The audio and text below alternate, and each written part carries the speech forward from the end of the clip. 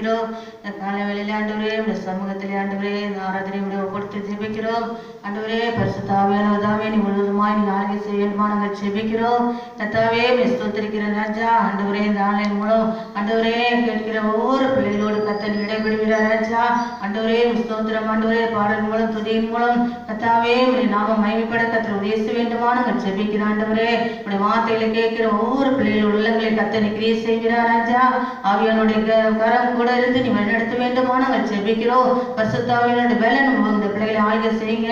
ஆண்டவரே உடைய வார்த்தையினால் கர்த்தாவே உடைய பிள்ளைகளை ஆசீர்வதித்து பலப்படுத்தி ஆண்டவரே வீடுகளிலே உடைய பலனை கட்டளையிட வேண்டுமா நாங்கள் ஜெபிக்கிறோம். கர்த்தாவே ஆண்டவரே ஸ்தோத்திரிக்கிறோம். தேவனுடைய கருத்திற்குள்ளாய் ஒப்படுத்தி ஜெபிக்கிறோம். கர்த்தர் மகிமையான காரியங்களை கர்த்தர் செய்கிற ஆசீர்வதியும் இயேசுவின் நாமத்தில் கேட்கிறோம் பிதாவே. நாம் ஒரு சில பாடல்களை பாடி தேவனுடைய நாமத்தை மகிமைப்படுத்துவோம். வேதத்திலே நாம் பார்க்கும்போது சங்கீதம் 150வது சங்கீதத்திலே பார்க்கும்போது ஓசையுள்ள கைத்தளத்தோடு அவரை துதியுங்கள் அப்படின்னு நம்மளுக்கு போட்டிருக்கு. நம்முடைய காலகட்டங்கள் இப்போ ரொம்ப கொடூரமான காலகட்டமாக இருந்தாலும் ஆண்டவருக்குள்ள சந்தோஷமாக இருந்து பாடும் பொழுது நாம் இக்கட்டான சூழ்நிலை இருந்தாலும் தேவன் அதையெல்லாம் மாற்றி நம்மளை மகிழ்ச்சியோடு இருக்க செய்ய கர்த்தர் வல்லவராக இருக்கிறார். ஜெபத்தோட்ட ஜெயகீதங்கள் பாடல் புஸ்தகத்திலே 209வது பாடல், கைத்தட்டி பாடி மகிழ்ந்திருப்போம் கர்த்தர் சமூகத்தில் களி கூறுவோம் என்ற பாடலை நாம் மகிழ்ச்சியோடு சந்தோஷத்தோடு பாடி தேவனை மகிமைப்படுத்துவோம். கைத்தட்டி பாடி மகிழ்ந்திருப்போம் கர்த்தர் சமூகத்தில் களி கூறுவோம். கைத்தட்டி பாடி மகிழ்ந்திருப்போம் கர்த்தர் சமூகத்தில் களி கூறுவோம். களி கூறுவோம், களி கூறுவோம். கர்த்தர் சொன்ன வாக்கு தத்தம் சொல்லி மகிழ்வோம். களி கூறுவோம், களி கூறுவோம். கவலைகள் மறந்து களி கூறுவோம். கைத்தட்டி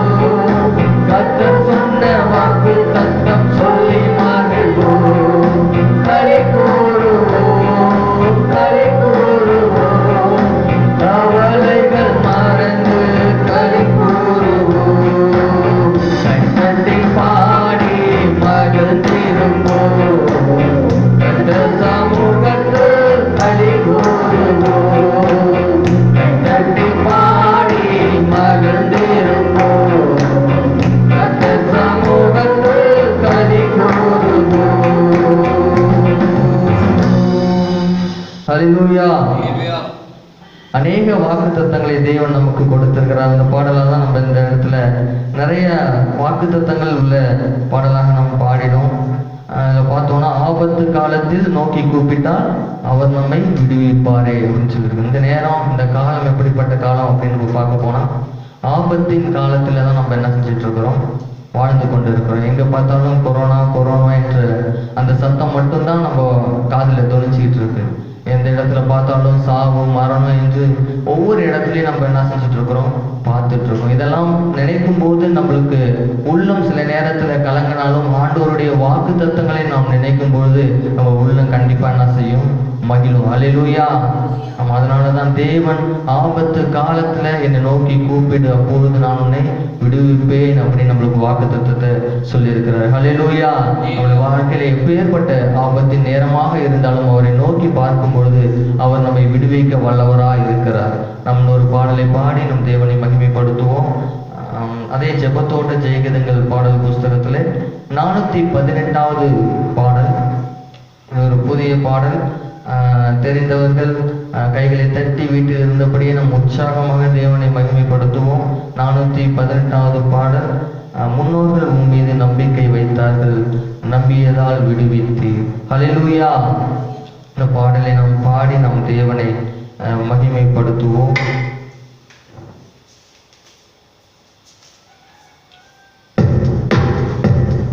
முன்னோர்கள் உன் மீது நம்பிக்கை வைத்தார்கள், நம்பியதால் விடுவித்தீர். முன்னோர்கள் உன் மீது நம்பிக்கை வைத்தார்கள், நம்பியதால் விடுவித்தீர். வேண்டினார்கள்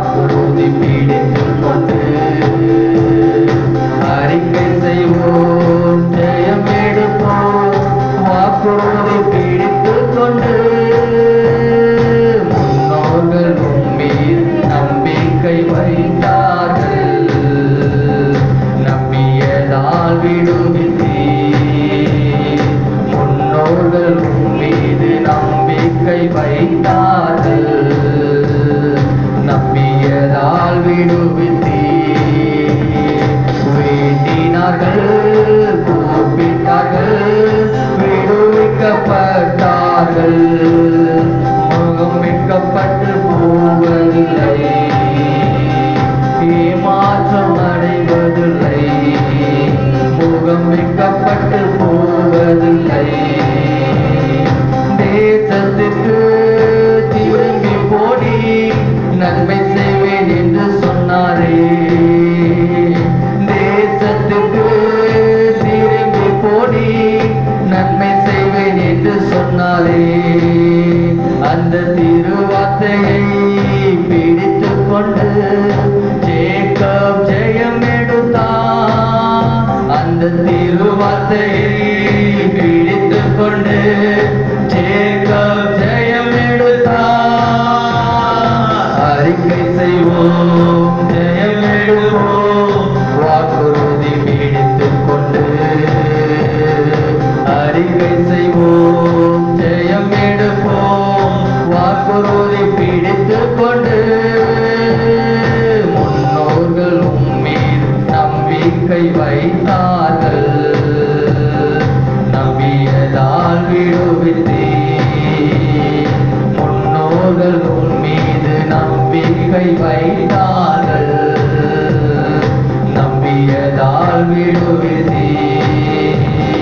வேண்டினார்கள், கூப்பிட்டார்கள், விடுவிக்கப்பட்டார்கள்.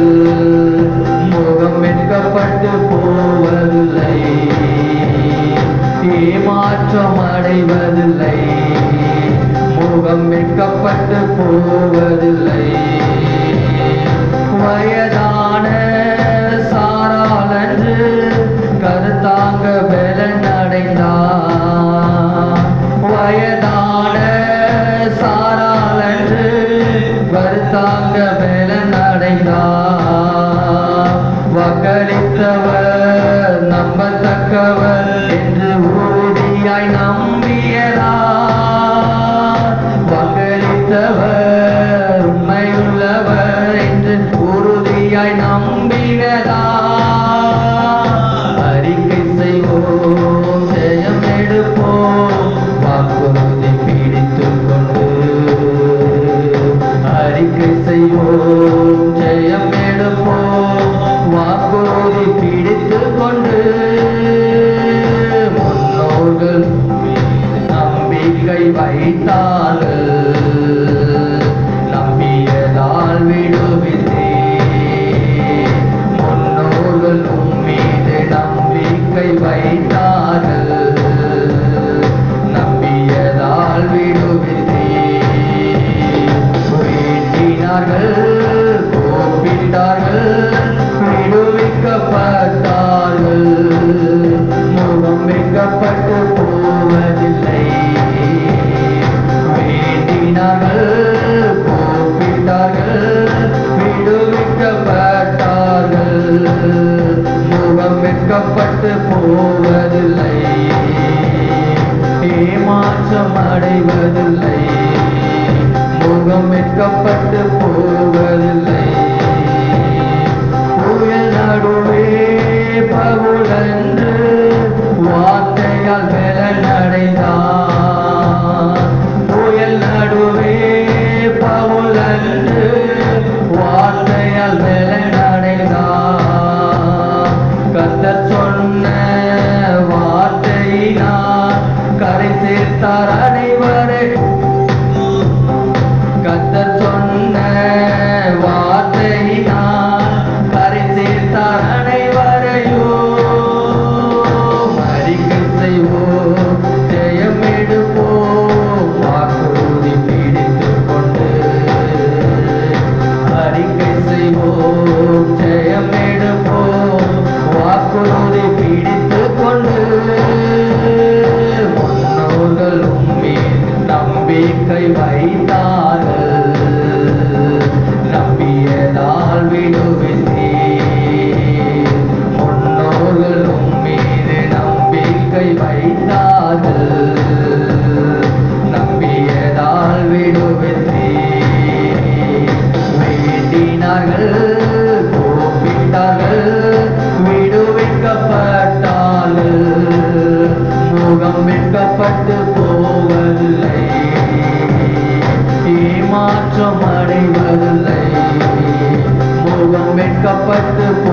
அடைவதில்லை,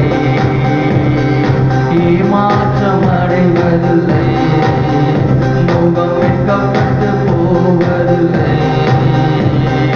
வேண்டினார்கள், கூப்பிட்டார்கள், விடுவிக்கப்பட்டார்கள், வெட்கப்பட்டு போவதில்லை, முகம் வெட்கப்பட்டு போவதில்லை,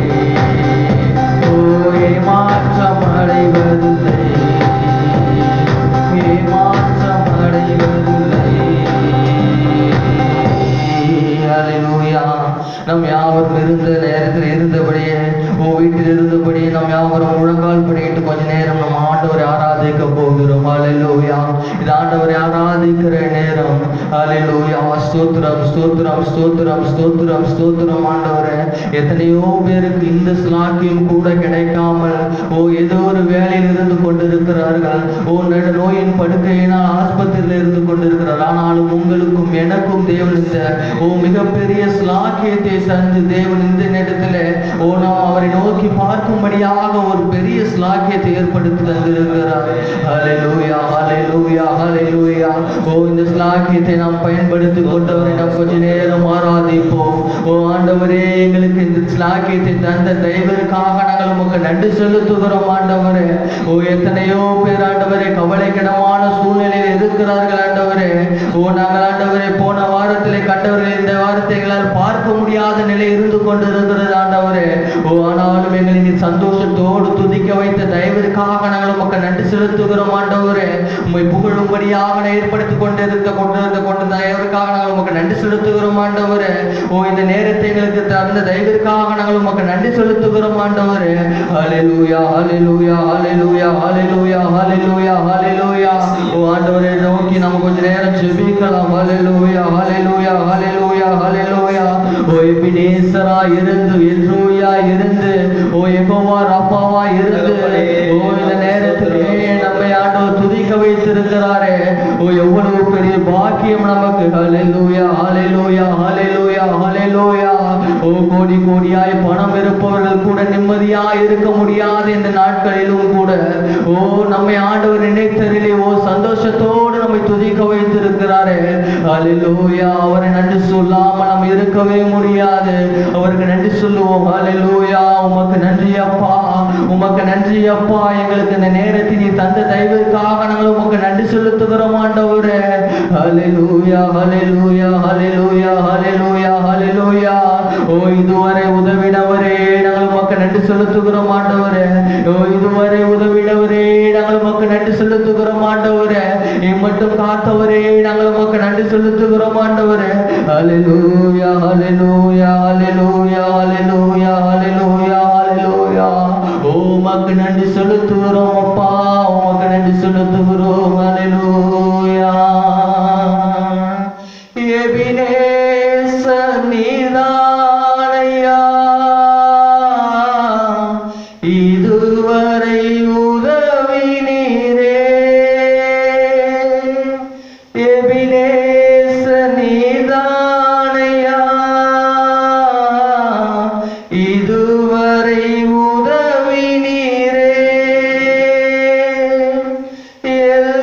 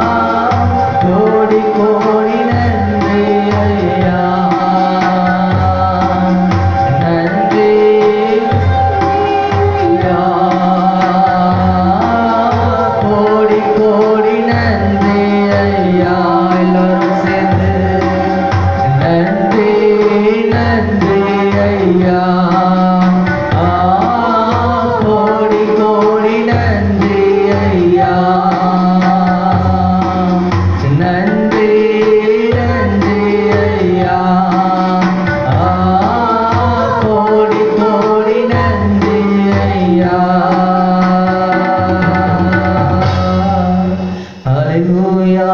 உமக்கு நன்றி ஆண்டவரே. ஓ, இதுவரையிலும் எங்கள் காத்தீரே, எங்களை நடத்தினீரே. நாங்கள் உமக்கு நன்றி செலுத்துகிறோம், நன்றி செலுத்துகிறோம், நன்றி செலுத்துகிறோம். ஆமென், ஆமென், ஆமென், ஆமென். எங்களை நேசிக்கிற எங்கள் நல்ல பிதாவே, நாங்கள் நன்றியோடு துதிக்கிறோம், ஸ்தோத்திரிக்கிறோம் ஆண்டவரே. இந்த நேரத்திலும் ஆண்டவரே ஸ்தோத்திரிக்கிறோம் ஆண்டவரே. இந்த ஆன்லைன் மூலமாக உம்மை பாடி ஆராதிக்க நீர் தந்த இந்த மிகப்பெரிய தயவிற்காக நாங்கள் உமக்கு நன்றி செலுத்துகிறோம் சுவாமி. இந்த நேரத்திலும் ஆண்டவரே ஸ்தோத்திரிக்கிறோம் ஆண்டவரே. நீர் எங்களோடு அசைவாடின தயவிற்காக நாங்கள் உமக்கு நன்றி செலுத்துகிறோம் அப்பா. பரிசுத்த ஆவியானவரே ஸ்தோத்திரம். இதுவரையிலும் எங்களை நடத்தின எபினேசரே, நாங்கள் உமக்கு நன்றி செலுத்துகிறோம் ஆண்டவரே. ஓ ஸ்தோத்திரம். ஆராதனையில் எங்களோடு இருந்த தேவன் தொடர்ந்து வருகிற ஒவ்வொரு பகுதியிலும் நீர் எங்களோடு இருந்து எங்களை வழிநடத்தும்படியாக நாங்கள் செபிக்கிறோம், தாழ்த்துகிறோம், வறுமையாக்குகிறோம். இயேசுவின் நாமத்தில் வேண்டிக் கொள்கிறோம் எங்கள் ஜீவனுள்ள நல்ல பிதாவே. வீட்டில் இருந்தபடியே சங்கீதத்தை எடுத்துக்கொள்வோம். சங்கீதம் 3வது அதிகாரம் 1 to 8 வரையும் வசனம் பிரதி வசனமாக மாறி மாறி நாம் யாவரும் வாசிப்போம். பழைய பாட்டு புஸ்தகத்திலே 622வது பக்கத்திலே உள்ளது. சங்கீதம் 3வது அதிகாரம். கர்த்தாவே, என் சத்துருக்கள் எவ்வளவாய் பெருகி இருக்கிறார்கள், எனக்கு விரோதமாய் எழும்புகிறவர்கள் அநேகர். தேவனிடத்தில் அவனுக்கு இரட்சிப்பு இல்லை என்று என் ஆத்மாவை குறித்து சொல்லுகிறவர்கள் அநேகராய் இருக்கிறார்கள். ஆனாலும் கர்த்தாவே, நீர் என் கேடகமும் என் மகிமையும் என் தலையை உயர்த்துகிறவருமாய் இருக்கிறீர். நான் கர்த்தரை நோக்கி சத்தமிட்டு கூப்பிட்டேன், அவர் தமது பரிசுத்த பருவத்திலிருந்து எனக்கு சொல்லிக் கொடுத்தார். நான் படுத்து நித்திரை செய்தேன், விழித்துக் கொண்டேன், கர்த்தர் என்னை தாங்குகிறார். எனக்கு விரோதமாக சுற்றிலும் படையெடுத்து வருகிற 10,000 பேருக்கும் நான் அழைக்கிறேன். கர்த்தாவே, எழுந்தருளும், என் தேவனே என்னை இரட்சியும். நீர் என் பகைஞர் எல்லாரும் தாடையிலே அடித்து துன்மார்க்கருடைய பற்களை தகர்த்து போட்டி. நாம் யாவரும் சேர்ந்து வாசிப்போம். ரட்சிப்பு கர்த்தருடையது, தேவனுடைய ஆசீர்வாதம் உங்களுடைய ஜனத்தின் மேல் இருப்பதாக. கர்த்தர் கொடுத்த வேத வசனத்திற்காக நாம் கர்த்தரை நோக்கி ஸ்தோத்திரிப்போம். ஸ்தோத்திரம், ஸ்தோத்திரம், ஸ்தோத்திரம், ஸ்தோத்திரம்.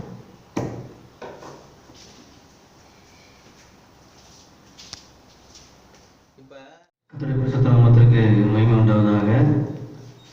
நமக்கு இந்த நாட்களிலே லாக்டவுன் என்று சொல்லுவதான நிலை இருக்கிறதுனாலே நாம் இந்த லாக்டவுன் பீரியட் முடிகிற வரையிலே நாம் இப்போ இந்த ஆன்லைன் சர்வீஸில் நம்ம ஆராதனை செய்ய கர்த்தர் உதவி செய்வாராக.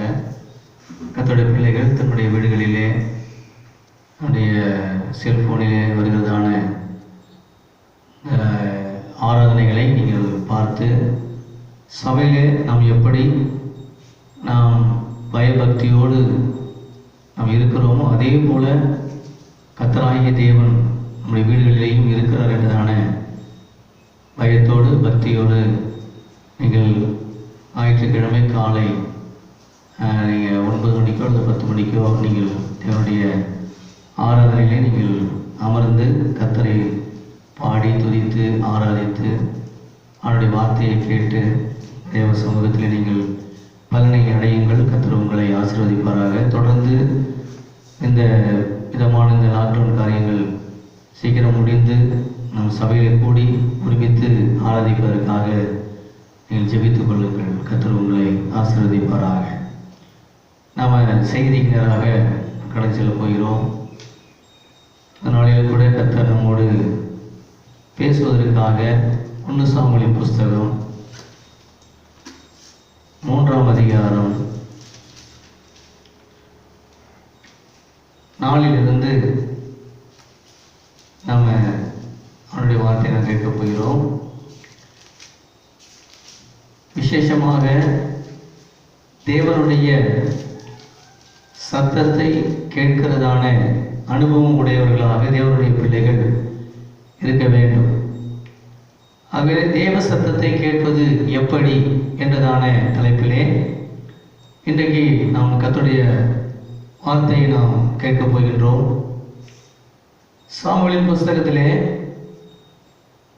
சாமுவேல் என்று சொல்வதான ஒரு கேரக்டரை நாம் பார்க்கின்றோம். அந்த சாமுவேல் என்று சொல்வதான அந்த குழந்தை அன்னாள் அந்த குழந்தையை பெற்றெடுத்து கர்த்தருக்கென்று சொல்லி பொருத்தனை செய்து அந்த குழந்தையை கொண்டு வந்து சொன்னது போல தேவனுடைய ஆலயத்திலே அவளை இங்கே கொடுக்கிறாள். ஏலியினுடைய பாதுகாப்பிலே இந்த பிள்ளை வளர்கிறது. வளர்ந்து வருவதான நாட்களிலே ஒரு நாள் ஆண்டவர் சாமுவேலை அழைக்கும்படியாக சித்தம் கொண்டு அவனை அழைக்கிறார். சாமுவேலை அழைக்கிறார். வாசிக்கலாம். 1 சாமுவேல் புஸ்தகம் 3ஆம் அதிகாரம் 4ஆம் வசனம். அப்பொழுது கர்த்தர் சாமுவேலை கூப்பிட்டார். அதற்கு அவன் இதோ இருக்கிறேன் என்று சொல்லி ஏலியினிடத்தில் ஓடி, இதோ இருக்கிறேன், என்னை கூப்பிட்டீரே என்றான். அதற்கு அவன், நான் கூப்பிடவில்லை, திரும்பி போய் படுத்துக்கொள் என்றான். அவன் போய் படுத்துக் கொண்டான். பாருங்க, ஆண்டவர் சாமுவேலை அழைக்கிறார். சாமுவேலை ஆண்டவர் அழைக்கிறது சாமுவேலுக்கு தெரியவில்லை. ஆண்டவர் தான் அழைக்கிறார் என்று சொல்லி அறியாதபடினாலே அவன் ஏலியினிடத்திலே ஓடுகிறான். ஏலியினிடத்திலே ஓடி, இதோ இருக்கிறேன், என்னை கூப்பிட்டீரே என்று சொல்லி அவன் கேட்கும் பொழுது சாமுவேல் சொல்கிறாரு, நான் என்ன ஏலி சொல்றாரு, நான் உன்னை கூப்பிடலப்பா, நீ போயிட்டு செய்ய, படுத்துக்கொள் என்று சொல்லும்போது அவன் திரும்பி வந்து படுத்துக்கொள்கிறான்.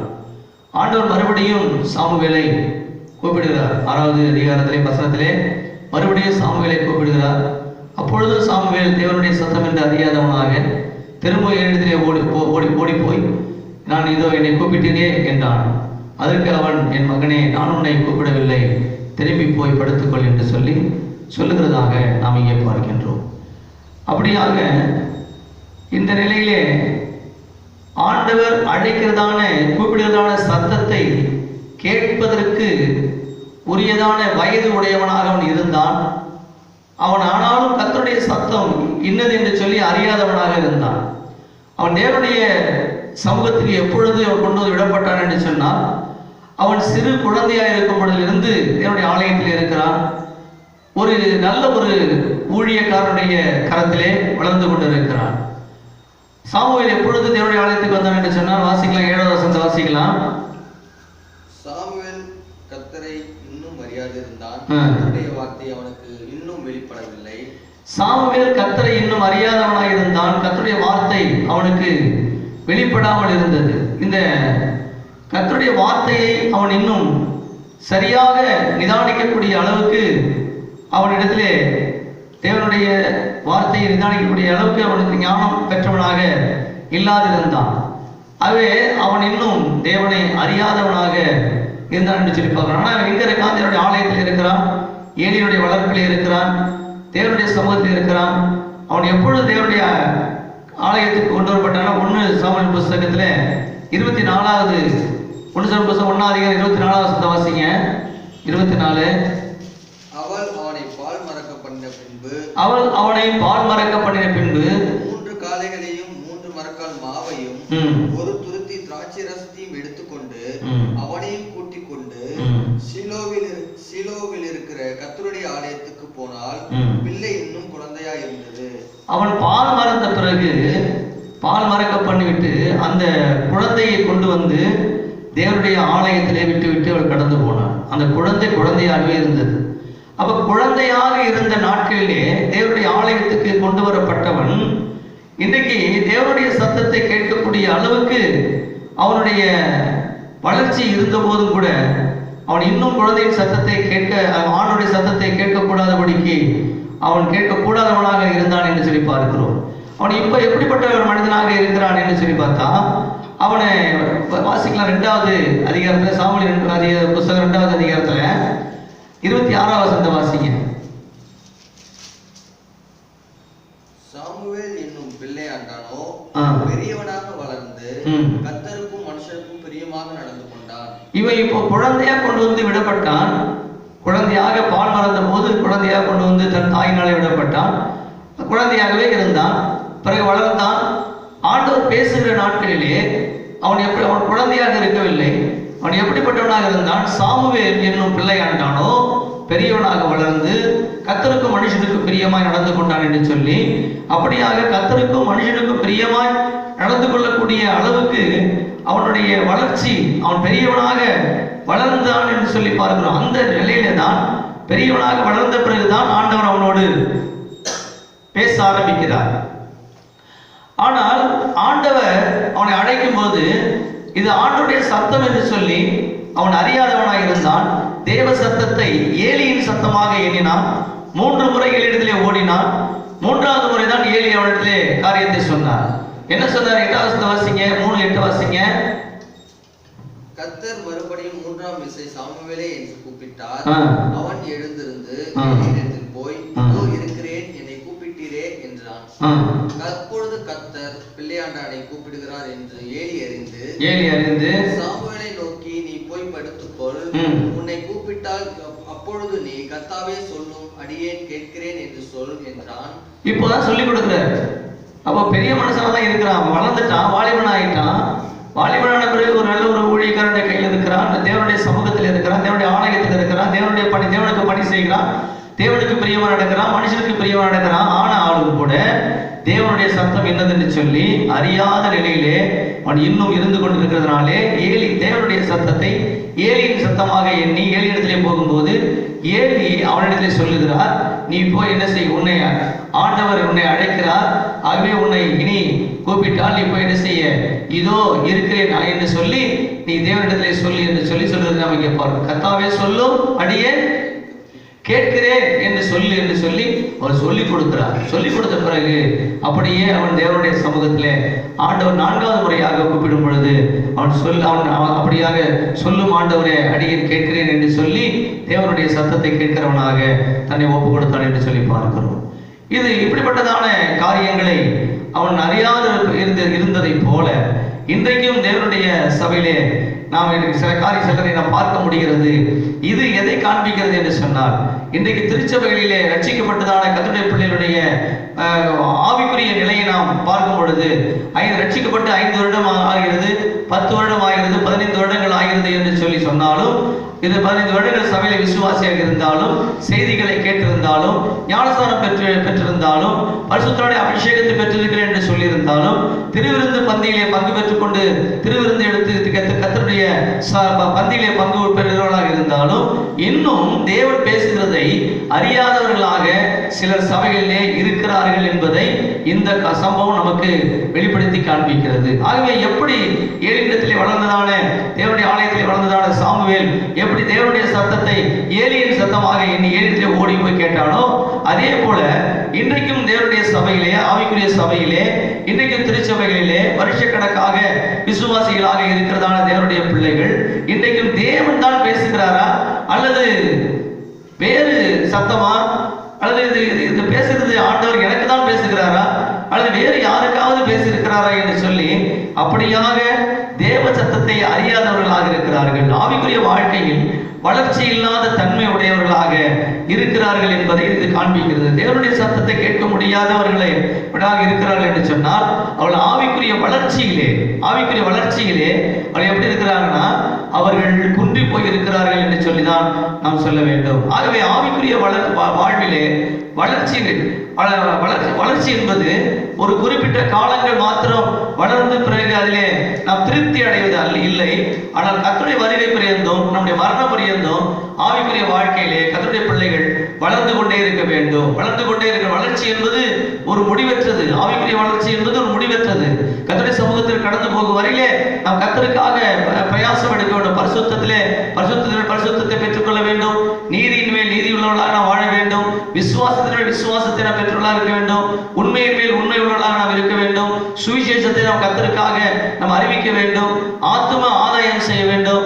இது எல்லாம் நம்முடைய வளர்ச்சியை காண்பிக்கிறது. கர்த்தருடைய சமூகத்திலே நாம் வளர்ந்து கொண்டிருக்கிறோம் என்பதான வளர்ச்சியை காண்பிக்கிறது. அப்போதுதான் தேவனுடைய சத்தத்தை கேட்கும் ஞானத்தை நாம் பெற்றிருக்கிறோம் என்பதற்கு அது ஒரு அடையாளமாக இருக்கிறது. மாத்திரமல்ல, தேவன் அதுதான் அப்பொழுதுதான் நமக்கு அவருடைய சத்தத்தை கேட்கக்கூடிய ஞானத்தை நமக்கு அவர் கொடுப்பார். அல்லேலூயா.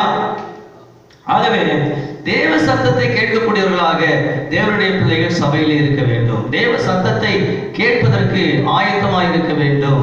வாசிக்கலாம். 1 தெசலோனிக்கேயர் புத்தகம் 4ஆம் அதிகாரம் 11ஆம் வசனத்தை வாசிப்போம். 1 தெசலோனிக்கேயர் புத்தகம் 4வது அதிகாரம் 16. ஏனெனில் கர்த்தர் தாமே ஆரவாரத்தோடும் பிரதான தூதருடைய சத்தத்தோடும் தேவ எக்காலத்தோடும் வானிலிருந்து இறங்கி வருவார். அப்பொழுது கிறிஸ்துவுக்குள் மரித்தவர்கள் முதலாவது எழுந்திருப்பார்கள். பாருங்க, கர்த்தருடைய சத்தம். இப்போ நமக்கு 3 விதத்தில் நான் உங்களுக்கு தேவ சத்தத்தை காண்பித்து கொடுக்க விரும்புகிறேன். ஏனெனில் கர்த்தர் தாமே ஆரவாரத்தோடும் பிரதான தூதருடைய சத்தத்தோடும் தேவ எக்காலத்தோடும்.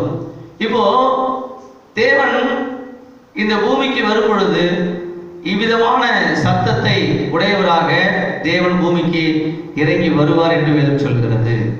ஆகவே தேவனுடைய சத்தம் என்னது என்று சொல்லி நாம் அறியாதவர்களாக இருப்போம் என்று சொன்னால், இது ஏதோ ஒரு சத்தம், ஏதோ ஒரு இடி முழக்கம், ஏதோ ஒரு மின்னலுடைய வருகை என்று சொல்லி ஏதோ ஒரு காரியத்தை மனதிலே வைத்துக் கொண்டு தேவனுடைய சத்தம் என்று சொல்லி அறியாதபடிக்கு நாம் கர்த்தருடைய வருகையிலே நாம் கைவிடுவதற்கு ஏதுவான ஒரு வாழ்க்கை நாம் வாழ்ந்து கொண்டிருக்க ஒரு சமயம் அப்படிப்பட்ட வாழ்க்கை நாம் உடையவர்களாக நாம் இருக்கலாம். ஏனெனில் பாருங்க, கர்த்தர் தாமே ஆரவாரத்தோடும், ஆண்டவராகிய இயேசு கிறிஸ்து பூமிக்கு வரும் பொழுது சத்தம் இருக்கும், ஆரவார சத்தம் இருக்கும்.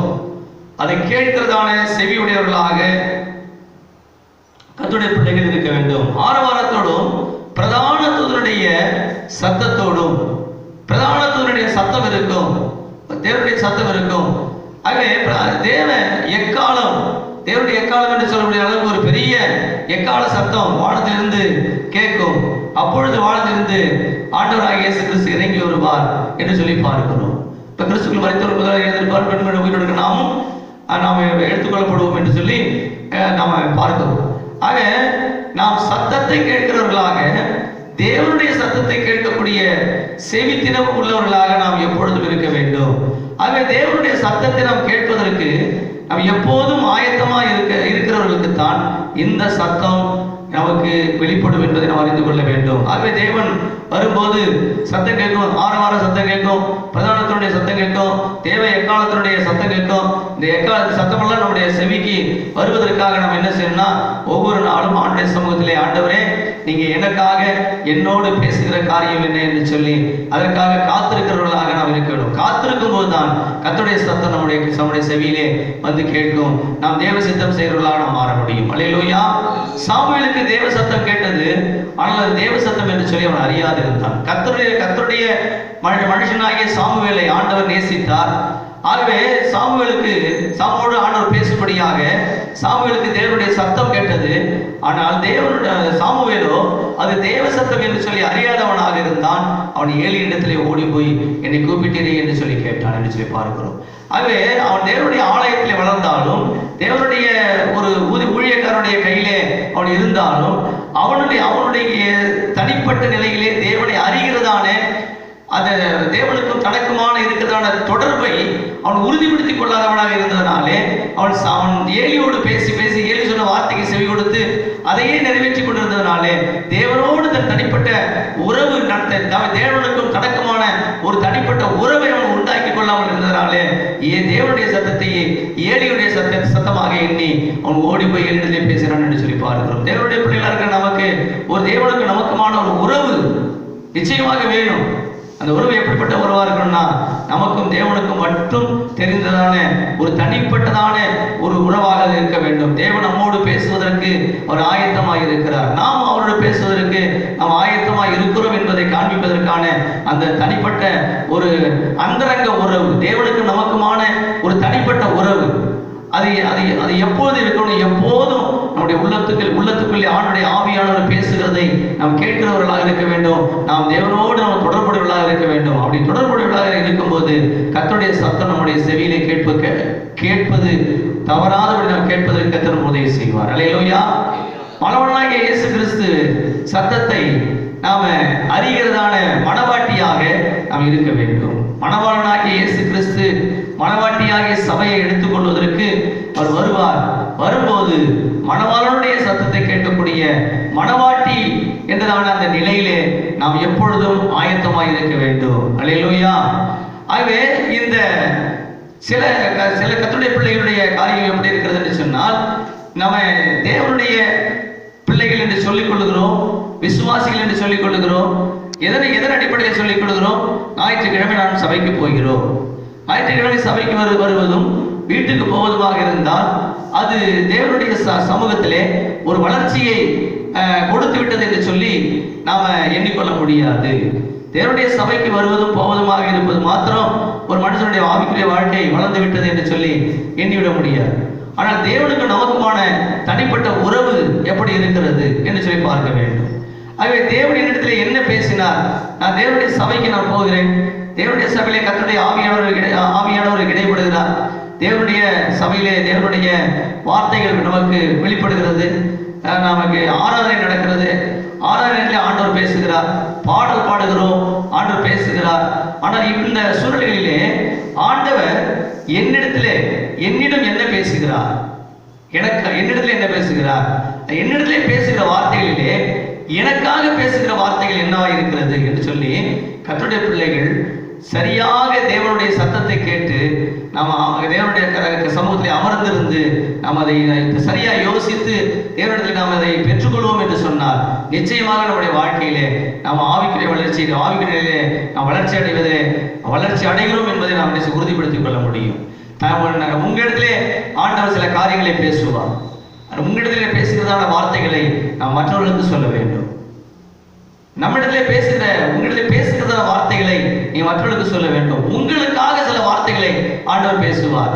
அது உங்களுக்காக பேசுகிற வார்த்தைகளை கேட்டு அப்படியே கேட்டு ஒப்பு கொடுத்து செய்கிறவர்களாக நாம் மாற வேண்டும். அல்லேலூயா.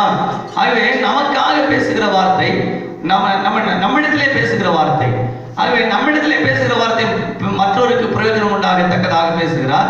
நமக்காக பேசுகிற வார்த்தை நம்மை அவருடைய வழியிலே நாம் சரியாக நடப்பதற்காக ஆண்டவர் பேசுகிறார். இதுதான், அதை கேட்டு அப்படி நடப்பதுதான் ஆவிக்குரிய வளர்ச்சி என்பதை நாம் அறிந்து கொள்ள. நமக்கு ஆண்டவர் அநேக தாளந்துகளை கொடுத்திருக்கிறார். தாளந்துகளை புதைக்கக்கூடாது. புதைத்தால் தேவனுடைய சத்தத்தை நாம் கேட்க முடியாது. எல்லாருக்குள்ளும் ஆண்டவர் தாளத்தை கொடுத்திருக்கிறார். யாருமே ரட்சிக்கப்பட்டு சபைக்கு வருகிற ஒவ்வொருவருக்கும் கர்த்தர் ஒவ்வொரு விதமான தாளந்துகளை 1 கொடுப்பாரு, 2 கொடுப்பாரு, 5 கொடுப்பாரு, 10 கொடுப்பாரு. எல்லாம் அவருடைய நிலைமைக்கு ஏற்றார் போல தேவன் ஒரு தாளந்துகளை கொடுத்திருக்கிறார். தாளந்து இல்லைன்னா அவனை நிலைச்சு நிற்க முடியாது. தேவனை நம்புகிறதே ஒரு வகையான தாளம் தான். ஒரு பெரிய ஒரு கிருபை தான். ஆகவே அப்படிப்பட்டதான தாளந்துகளை நாம் பெற்றிருக்கிறோம். இந்த தாளந்தை நாம் என்ன செய்யணும்? நாம் அதை வளர்த்து கொள்ள வேண்டும். நாம் அதில் நாம் என்ன செய்யக்கூடாதுன்னா அதை புதைத்து வைக்கக்கூடாது. புதைத்து வைப்போம் என்று சொன்னால் தேவ சத்தத்தை நாம் கேட்க முடியாது. தேவனுடைய சத்தம் நிச்சயமாக நமக்கு கேட்கப்பட வேண்டும். தேவ சத்தம் கேட்டால் மட்டுமே நாம் தேவ ராஜ்யத்துக்கு தகுதியுள்ளவர்களாக மாற முடியும். சாமுவேல் தேவனுடைய கூடாரத்தில் இருந்தான். ஊழியக்காரர் ஏலியோடு கூட இருந்தான். ஆனாலும் தேவ சத்தத்தை அறியவில்லை என்று சொல்லி நாம் பார்த்தோம். ஆகவே தேவ சத்தத்தை அறியாத பட்சத்திலே தேவனுடைய ஆலயத்தில் இருந்தாலும் தேவனுடைய சமூகத்திலே இருந்தாலும் ஊழியக்காரரோடு கூட இருந்தாலும் ஒரு பலனும் இல்லை, ஒரு பயனும் இல்லை என்பதை நாம் அறிந்து கொள்ள வேண்டும். அல்லேலூயா. தேவ சத்தம் கேட்க நாம் என்ன செய்ய வேண்டும்? தேவனுடைய சத்தத்தை நாம் நிச்சயமாக கேட்க வேண்டும். அப்படியான தேவ சத்தத்தை கேட்க நாம் என்ன செய்ய வேண்டும் என்பதை நாம் யோசித்து பார்க்கணும். நாம சில காரியங்கள் நம்முடைய பரிசுத்த தெய்வத்தினுடைய சமூகத்தில் இருக்கிறதான இலையிலே தேவ சத்தத்தை நாம் கேட்பதற்கு நாம் என்ன செய்யணும்?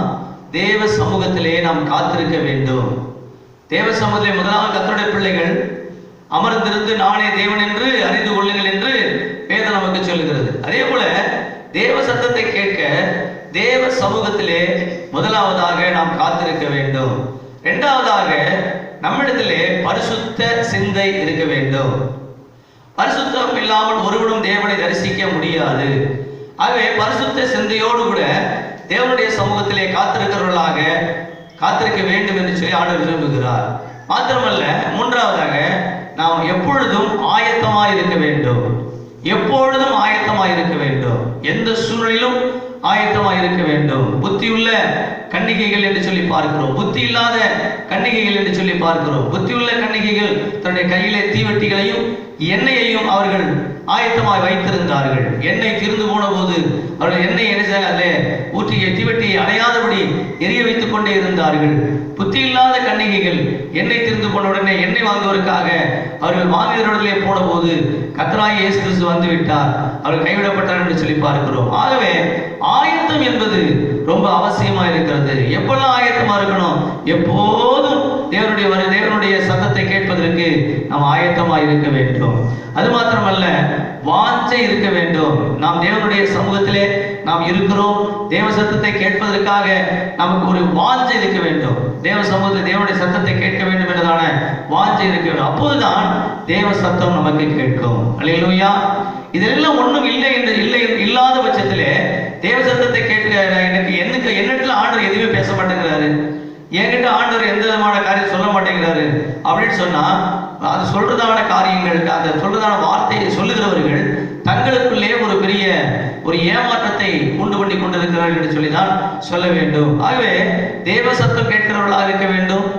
தேவனுடைய சமூகத்திலே காத்திருக்க தேவ சத்தத்தை கேட்கிறவர்களாக இருக்க வேண்டுமானால் தேவ சமூகத்திலே காத்திருந்து ஜெபிக்கிறவர்களாக இருக்க வேண்டும். பரிசுத்தமாய் இருக்க வேண்டும், ஆயத்தமாய் இருக்க வேண்டும், வாஞ்சியோடு இருக்க வேண்டும். இந்த காரியங்கள் எல்லாம் இருக்கும்போதுதான் தேவன் நம்ம பேசுகிறதான நாட்களிலே அந்த சத்தம் நம்முடைய செவியிலே வந்து ஏறும் என்பதை நாம் அறிந்து கொள்ள வேண்டும். அல்லேலூயா. ஆகவே பார்க்கிறோம், சிலருடைய இருதயங்களில் சில சம்பவங்கள் காணப்படுகிறது. நானும் கிறிஸ்தவன் தான் அப்படின்னு சொல்லிக்குவாங்க. நானும் தேவனுடைய சபைக்கு போனேன், நானும் பைபிள் படித்தேன், நானும் ஜெபம் பண்ணேன், நானும் கிறிஸ்தவன் தான், ஆனா எனக்கு என்ன செய்யல, எதுவுமே நடக்கல என்று சொல்லுகிறதை நாம் கேட்டிருக்கிறோம். ஆகவே நான் கிறிஸ்தவன் தான் என்று சொல்லுகிற இடத்திலே இருக்கிறவர்கள் அவர்களோடு கூட தேவன் பேசுவதோ, தேவனுடைய வார்த்தை சத்தம் அப்படி செவியிலே கேட்பதோ, அல்லது அவருடைய ஜெபம் தேவனுடைய சமூகத்துக்கு கடந்து போவதோ என்பது அது ஒரு காலத்திலும் அந்த சம்பவத்தை அவர்கள் எதிர்பார்ப்பது என்பது முடியாத காரியம். ஆண்டவருடனே பேசுவார் என்று எதிர்பார்ப்பது முடியாத காரியம். நானும் கிறிஸ்தவன் தான் என்று சொல்லி, நான் கிறிஸ்தவன் என்று சொல்கிறதானே அந்த இடத்திலே கர்த்தருடைய பிள்ளைகள் காணப்பட வேண்டும். நான் கிறிஸ்தவன் என்று சொன்னா, கிறிஸ்துவுக்கு நமக்குமான உறவினுடைய அந்த பாலம் ஒரு பலமுள்ள பாலமாக இருக்கும், ஒருவராலும் தகர்க்க முடியாத ஒரு பாலமாக அது இருக்க வேண்டும். ஆகவே சிலருடைய வாழ்க்கையில பார்க்கிறோம், எத்தனை பேர் நம்ம பேசும்போது சொல்லுவாங்க, நான் என்ன 4 வாரம் நான் சபைக்கு போனேன், ஆனா எனக்கு ஒண்ணுமே நடக்கல. நீங்க கூப்பிட்டீங்க, நான் வந்தேன், 4 வாரம் உங்க சபைக்கு வந்தேன், ஆனா எதுவுமே எனக்கு நடக்கல அப்படின்னு சொல்றவங்க இருக்கிறாங்க. நீ 4 வாரம் சபைக்கு வந்தா அதனால உனக்கு என்ன நடக்கும்? ஒண்ணுமே உனக்கு நடக்காது. 4 வாரம் சபைக்கு வந்தா இது அப்படிப்பட்டதான காரியம் அல்ல. அவனுடைய உள்ளத்திலே நமக்கு ஆண்டவருக்கு சொல்லி ஒரு தனிப்பட்ட ஒரு இடத்தை நாம் கொடுக்க வேண்டும். நம்முடைய ஆவி, ஆத்மா, சரீரம் எல்லாவற்றிலும் நாம் தேவனை மகிமைப்படுத்துகிறவர்களாக இருக்க வேண்டும். 4 வார விசுவாசிக்கு ஆண்டவர் வெளிப்படவும் மாட்டார், பேசவும் மாட்டார், அற்புதம் செய்யவும் மாட்டார். ஆகவே இப்படிப்பட்டதான காரியங்களை சொல்லுகிறவங்க நிறைய பேர் இருக்கிறாங்க. நானும் உங்ககிட்ட ஜெபம் பண்ணிட்டு தான் வந்தேன், ஆனா எனக்கு எதுவுமே நடக்கல. நானும் 4 வாரம் சபைக்கு வந்தேன், எனக்கு எதுவுமே நடக்கல. நானும் வீட்டில் ஜெபம் பண்ணிட்டு தான் வெளில போறேன், போகும்போது ஜெபம் பண்றேன், வரும்போது ஜெபம் பண்றேன், ஒண்ணுமே நடக்கல. இதெல்லாம் ஒரு பெரிய ஒரு ஜெப வாழ்க்கை கிடையாது, கிறிஸ்தவ வாழ்க்கை கிடையாது. கிறிஸ்தவ வாழ்க்கை சத்தியத்தை அறிவீர்கள், சத்தியம் உங்களை விடுதலையாக்கும். சத்தியத்தை அறியணும்னா நீங்க சபைக்கு வரணும். சபைக்கு வந்தா சத்தியத்தை அறியலாம். சத்தியத்தை அறிஞ்சு அதன்படி நீங்க உங்களுடைய பாவங்களை எல்லாம் விட்டு தேவனுடைய சமூகத்திலே தேவனுடைய ரத்தத்தாலே கழுவப்பட்டு பூரணமான ஒரு பரிசுத்த பாதையிலே பரிசுத்த ஜீவியம் செய்கிறவர்களாக நாம் நம்மை ஒப்பு கொடுக்கும் போதுதான் ஆண்டவருடைய பிள்ளைகள் என்று சொல்வதற்கான அந்தஸ்துக்குள்ளே நம்ம கடந்து வருவோம். ஏதோ ஒரு பிள்ளை ஒரு முறைக்கு ஒருத்தரை போய் அப்பான்னு கூப்பிட்டுட்டா, அந்த அப்பான்னு கூப்பிடுறதுனால அந்த அப்பாவுடைய சொத்து, அந்த சொத்தெல்லாம் அந்த பையனுக்கு சொந்தமா மாறிட்டார். யாரு ஒருத்தர் அவருடைய பூர்வீகமான அல்லது சுதந்திரத்துக்கு உரிய அவனுடைய சொத்துக்கு சுதந்திரவாளியான ஒரு பிள்ளையாக இருக்கிறானோ, அவனுக்கு தான் எல்லா நன்மைகளையும் எல்லா ஆசீர்வாதங்களையும் தகப்பனார் கொடுப்பான். ஏதோ போகும்போது ஒரு அப்பான்னு கூப்பிடுறது, வரும்போது ஒரு அப்பான்னு கூப்பிடுறது, பார்க்கும்போது அப்பான்னு கூப்பிடுறது, இப்படிப்பட்டதான காரியங்களை செய்கிறவர்கள் அந்த அப்பாவுடைய சொத்துக்கு சொந்தக்காரர்களாக மாறவே முடியாது. அதே போல இன்னைக்கு என்ன செய்யறாங்கன்னா, நான் 2 வாரம் வந்தேன், 3 வாரம் வந்தேன், நீங்க சொன்னீங்க நான் ஜெபம் பண்ணேன், ஆனா என்ன செய்யல, என்னுடைய காரியம் எதுவுமே எனக்கு வாயில. இயேசுவை தான் நம்பிட்டு இருக்கிற எப்படி நம்புற? உன்னுடைய ஆவிக்குரிய வாழ்க்கையை நம்பிட்டு இருக்கிறதுனால உன்னுடைய ஜீவியம் என்ன மாறி இருக்குது, என்ன மாற்றத்தை கண்டு இருக்கிற?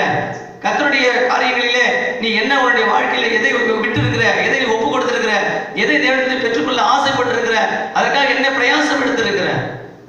ஆனா அதெல்லாம் எதுவுமே நான் செய்ய மாட்டேன், ஆனா எனக்கு என்ன செய்யணும், நல்லது நடக்கணும் அப்படின்னு சொல்லி அநேகர் விரும்புகிறார்கள். எனக்காக பாஸ் நல்லாவே சொல்றாங்க, எனக்காக பாஸ் நல்லாவே ஜெபம் பண்ணல, அதனாலதான் எனக்கு அற்புதம் நடக்கலன்னு சொல்லி சொல்றவங்க இருக்கிறாங்க.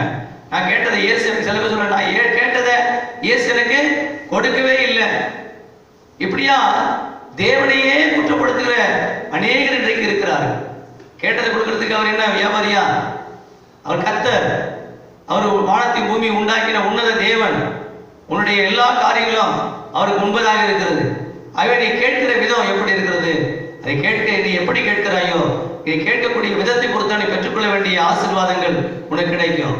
ஆக நான் கேட்டதை இயேசு கொடுக்கல என்று சொல்லி தேவனை குற்றப்படுத்துகிறவர்களாக இன்றைக்கு அநேகர் இருக்கிறார்கள். இப்படிப்பட்டவர்கள் எல்லாம் சரியான இப்படி சொல்றவர்கள் எப்படிப்பட்டவர்களாக இருப்பாங்கன்னா, சரியான நேரத்துக்கு அவனை சபைக்கு கர்த்தரை யார் குற்றப்படுத்துகிறார்களோ, சபையை யார் குற்றப்படுத்துகிறார்களோ, ஊழியக்காரர்கள் சரியா ஜெபிக்கணும் யார் இந்த ஊழியக்காரர்களை குற்றப்படுத்துகிறார்களோ, அவருடைய ஆவிக்குரிய வாழ்க்கை எப்படி இருக்குன்னு சொன்னா, அவங்க சரியான நேரத்துக்கு சபைக்கு வரமாட்டாங்க. சரியான நேரத்துக்கு வரமாட்டாங்க. 8 மணிக்காரனா 10 மணிக்கு வருவாங்க, 10 மணிக்காரனா 12 மணிக்கு 11 மணிக்கு வருவாங்க. ஆகவே இப்படி குற்றப்படுத்தி பேசுறதுடைய ஆவிக்குரிய ஜீவியம் எப்படி இருக்குன்னா, சரியான நேரத்துக்கு சபைக்கு வரமாட்டாங்க. ஞாயிற்றுக்கிழமை அன்றைக்கு வேற வேலை இருந்துச்சுன்னா அவங்க அந்த வேலைக்கு போயிடுவாங்க, முக்கியப்படுத்தி வேலைக்கு போயிடுவாங்க, சபைக்கு வர மாட்டாங்க. ஏன்னா எனக்கு முக்கியமான வேலை இருந்துச்சு பாஸ்டர், அதனால போயிட்டு சொல்லுவாங்க. உண்மையாய் கர்த்தரை தேடுகிற உண்மை உள்ள கர்த்தருடைய பிள்ளைகள் என்ன வேலையா இருந்தாலும் என்ன காரியமா இருந்தாலும் ஞாயிற்றுக்கிழமை அது கர்த்தருடைய நாள். அந்த நாளிலே என்னுடைய சொந்த காரியமாக நான் ஒன்றையும் செய்ய மாட்டேன் என்று சொல்லி கர்த்தருக்கு என்று சொல்லி அந்த நாளை அவர்கள் அதுக்கு முன்னதாகவே பிளான்களை எல்லாம் மாற்றி அமைத்து கர்த்தருக்கு கொடுக்கக்கூடிய நாளிலே கர்த்தருக்காக அவர்கள் பிரயாசம் எடுப்பார்கள், தேவ சபைக்கு வருவார்கள். ஆனால் ஞாயிற்றுக்கிழமை நேரம் இருந்தால் போகலாம், வேற வேலை இல்லைன்னா போகலாம். ஆனா வேலை இருந்துச்சுன்னா ஞாயிற்றுக்கிழமை என்னால என்ன செய்ய சபைக்கு வர முடியாது அப்படின்னு சொல்லுகிறவங்க தேவனுடைய பிள்ளைகளாக இருக்க முடியாது, தேவ சத்தத்தை கேட்க முடியாது, தேவனுடைய ஆசீர்வாதத்துக்கு சொந்தக்காரர்களாக வர முடியாது. அதனால அவங்க என்ன செய்வாங்கன்னா, அவங்க என்ன செய்வாங்க, குற்றப்படுத்துவாங்க. ஊழியக்காரர்களுக்கு ஜெபம் பண்ணல, ஆண்டவனுக்கு எதுவுமே செய்யல, நான் கேட்டதை கர்த்தர் கொடுக்கல அப்படின்னு சொல்லி என்ன செய்வாங்க. ஆனா உபவாசம் பண்ணீங்களா? உபவாசம் பண்ண மாட்டேன். ஒரு அரை மணி நேரம் நீங்க ஜெபம் பண்ணீங்களா? ஜெபம் பண்ண நேரமே கிடையாது. வீட்டில் வேலை வேலை வேலை, ஆனா எதுவுமே செய்ய மாட்டாங்க. எல்லாமே பாச தான் செய்யணும், ஆனா அற்புதம் மாத்திரம் அவங்களுக்கு நடக்கணும். இது எப்படி சாத்தியமாகும் என்று சொல்லி யோசிக்க வேண்டும். எதுவுமே இன்னைக்கு செய்ய மாட்டாங்க. சரியா சபைக்கு வர மாட்டாங்க, சத்தியத்தை கேட்க மாட்டாங்க.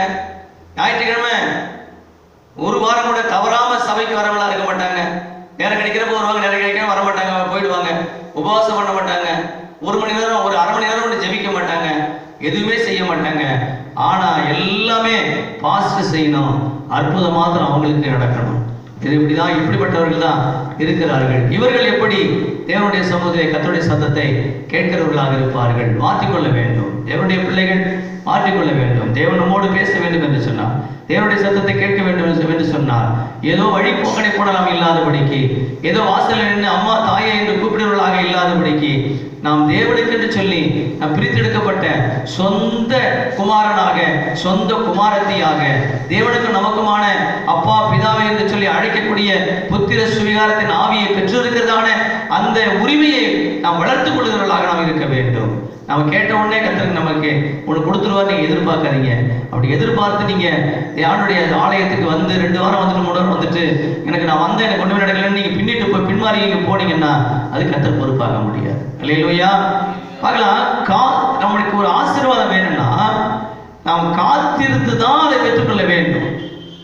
நம்ம கேட்டவுடனே கிடைக்கிறதுக்கு கடையில் விற்கிற ஜாமான் இல்லை, நாம் காத்திருக்க வேண்டும். தேவனுடைய ஆசீர்வாதத்தை வானத்தையும் பூமியும் உண்டாக்கின பரிசுத்த தெய்வத்தினுடைய ஆசீர்வாதத்தை பெற்றுக்கொள்வதற்கு நாம் காத்திருக்க வேண்டும். ஆண்டவராக இயேசு கிறிஸ்து வாசிக்கலாம். இயேசு கிறிஸ்து அவர் 40 நாள் அவர் இரவு பகலும் உபவாசம் பண்ணி ஜெபித்தார் என்று வேதம் சொல்லுகிறது. மத்தேயு சுவிசேஷத்திலே 4வது அதிகாரத்திலே வாசிக்கலாம். மத்தேயு சுவிசேஷம் 4ஆம் அதிகாரம் 1 வாசிக்கலாம். அப்பொழுது இயேசு பிசாசினால் சோதிக்கப்படுவதற்கு ஆவியானவராலே வனாந்தரத்துக்கு கொண்டு போகப்பட்டார். அவர் இரவும் பகலும் 40 நாள் உபவாசமாய் இருந்த பின்பு அவருக்கு பசி உண்டாயிற்று. அப்பொழுது சோதனைக்காரன் அவரிடத்தில் வந்து, நீ தேவனுடைய குமாரனே ஆனால் இந்த கல்லுகள் அப்பங்களாகும்படி சொல்லும் என்றான். இவர் சோதனை ஆரம்பிக்குது இயேசுவுக்கு. ஆனா சோதனையிலிருந்து அவர் என்ன செய்யறாருன்னா ஜெயிக்கிறார். சோதனையை அவர் சோதனையை வெற்றி பெறுகிறார். ஆக இந்த காரியங்களில் இருந்து இயேசு இரவும் பகலும் 40 நாள் கர்த்தராகிய தேவன், அவர்தான் உன்னதர், அவர் பரிசுத்தமான தெய்வம். அந்த தெய்வமே நமக்கு முன்மாதிரியை காண்பிக்கும்படியாக அவர் 40 நாள் அவர் உபவாசம் இருந்து ஜெபம் பண்ணினார் என்று சொல்லி நாம் பார்க்கிறோம். ஆகவே நம்மை உண்டாக்கின நம்முடைய தேவன், நமக்காக ரத்த சிந்தி மரித்து அடக்கம் பண்ணப்பட்ட உயிர்த்தெழுந்த நம்முடைய ஆண்டவர் நமக்கு முன்னே வந்து சோதனைக்காரனை ஜெயிப்பதற்கு, அற்புத அடையாளங்களை அவர் செய்வதற்கு 40 நாள் உபவாசம் இருந்து காத்திருந்து ஜெபம் பண்ணி இப்படிப்பட்ட கிருபையை அவர் பெற்றுக்கொண்டிருக்கிறார் என்று சொன்னால், நாம் ஆலயத்துக்கு வந்த மறுநாளே ஒரு பெரிய அற்புதத்தை பெற்றுக்கொள்ள வேண்டும் என்று எண்ணிக்கொள்வது எவ்வளவு ஒரு அறிவீனமான காரியம் என்பதை நாம் அறிந்து கொள்ள வேண்டும். ஆகவே இது மாத்திரமல்ல, தானியேல் என்று சொல்வதான ஒரு அருமையான ஒரு மனுஷன் இருக்கிறார். வாசிக்கலாம். தானியேலின் புஸ்தகம் 10ஆம் அதிகாரத்திலே அவரும் தேவனுடைய சமூகத்தை ஜெபம் பண்றாரு. அவருக்கு கர்த்தருடைய சமூகத்திலிருந்து பதில் வருகிறதான பதில் 21 நாட்கள் தாமதமாய் வருகிறது. ஆனாலும் அவர் சோர்ந்து போகாதபடி தேவ சமூகத்திலே காத்திருந்து அந்த காரியத்தை பெற்றுக்கொள்கிறார், அந்த பதிலை பெற்றுக்கொள்கிறார். வாசிக்கலாம் 10ஆம் அதிகாரம், தானியேல் புஸ்தகம் 10ஆம் அதிகாரம் 12வது வசனம் 13வது வசனம். அப்பொழுது அவன் என்னை நோக்கி, தானியேலே பயப்படாதே, நீ அறிவை அடைவதற்கும் உன்னை உன்னுடைய தேவனுக்கு முன்பாக சிறுமைப்படுத்துவதற்கும் உன் மனதை செலுத்தின முதல் நாள் துவங்கி உன் வார்த்தைகள் கேட்கப்பட்டது.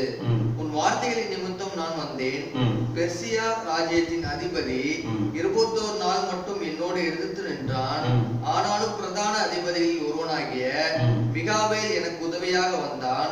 ஆதலால் நான் அங்கே பெர்சியாவின் ராஜாக்களிடத்திலே தரித்திருந்தேன்.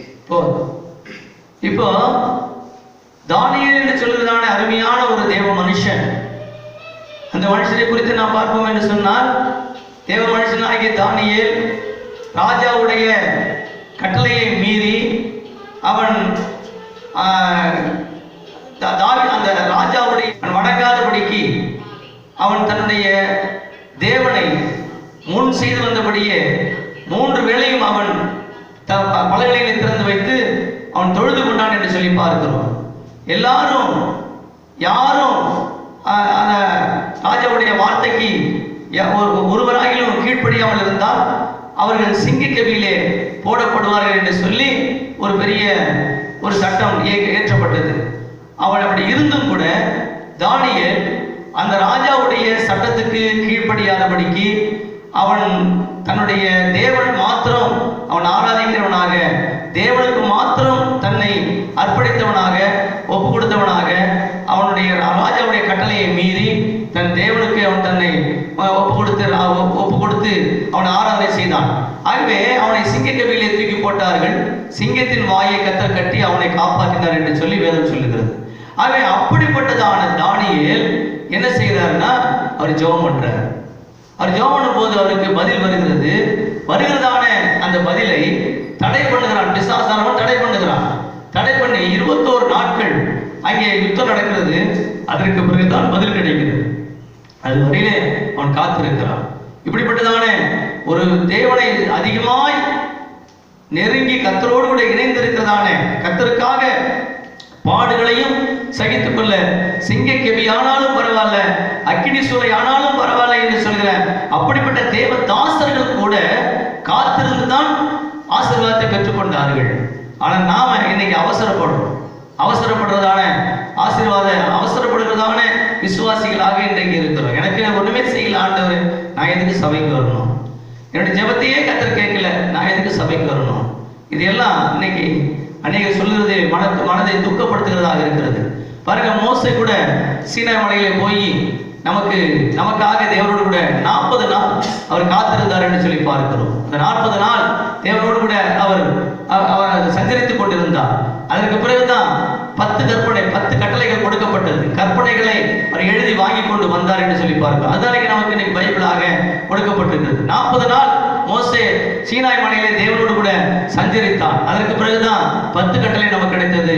அதை எடுத்துக்கொண்டு அவர் இறங்கி வந்தார் என்று சொல்லி பார்க்கிறோம். ஆகவே எந்த ஒரு காரியமாக இருந்தாலும் காத்திருந்து, தேவ சமூகத்திலே காத்திருந்து, தேவனிடத்திலே நம்மை ஒப்பு கொடுத்து, தேவனுடைய சத்தத்தை கேட்கிறவர்களாக நித்தம் காணப்பட்டு, தேவ சத்தத்தை நாம் உணர்ந்து செயல்படுகிறவர்களாக பிள்ளைகளாக இருப்போம் என்று சொன்னார். அவர்கள்தான் தேவனுடைய பிள்ளைகளாக இருக்க முடியும். அவர்களுக்கு தான் தேவனுடைய சத்தம் கேட்கும். அவன் சாமுவேல் பெரியவனாய் இருந்தாலும் கூட அவனுடைய சிந்தனை பூரா அவனுடைய ஊழியக்காரனுடைய ஏலியை சார்ந்திருந்தது. தேவனுடைய சத்தத்தை கேட்க அவனுடைய செவி, அந்த செவியில தேவனுடைய சத்தமாக அதை கேட்கவில்லை. அது ஏலியின் சத்தம் என்று சொல்லி எழுந்து ஓடி ஏலியத்திலே போய் என்னை கூப்பிட்டனே என்று சொல்லி கேட்டான்.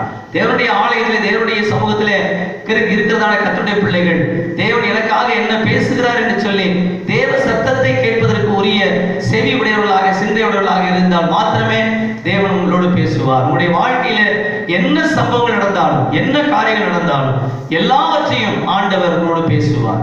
உங்களுக்காக அவர் பேசி உங்களை அவர் நடத்துவார்.